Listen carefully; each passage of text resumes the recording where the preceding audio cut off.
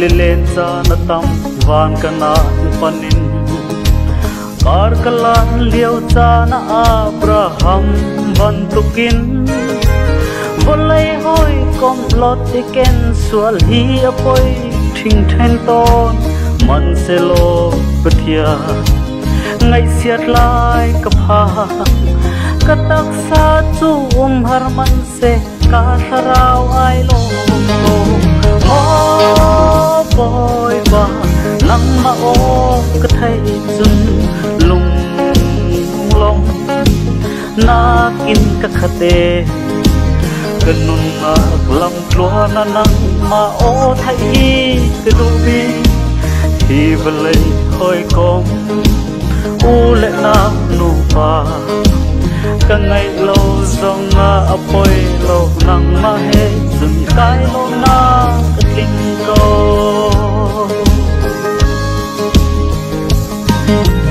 mi tong pi chu an nun lam klua a le zo le wa sui le ngun he chan an man cha lok na kin an kha siman se lo kai kai lo na thil chu hi asi a ka do bi tu nang ma o thai le nang ma he chan man ti kai lo na pi ka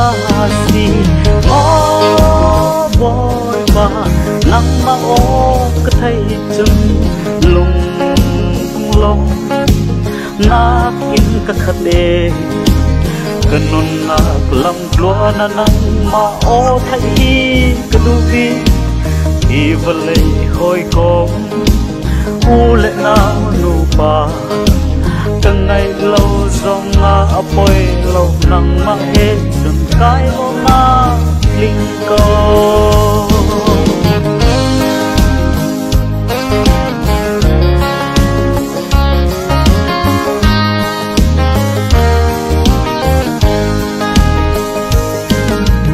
achana chun le fin pathum bang in jung ar phi dâu lâu in vô lê cái dâu dạ cái lụ lâu na ding a cái lụ thì cái lâu na ding mona cái ton man se chung ar phi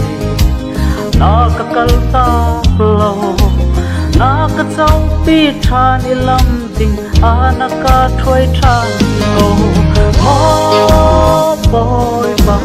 nang ma o cái thai chung lung long na kin ka khate kanun na lam tlua na nang ma o thai ka du bi hi velai hoi kom u le nau nu pa ka ngai lo zong a apoi lo nang ma he chung kai lo na kin ko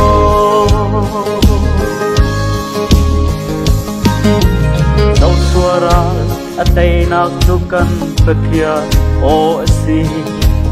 dấu xếp zum ok lak sin nak le Moses gal that na Abraham zum nak ikara lang ter tu zong kha anung kan petia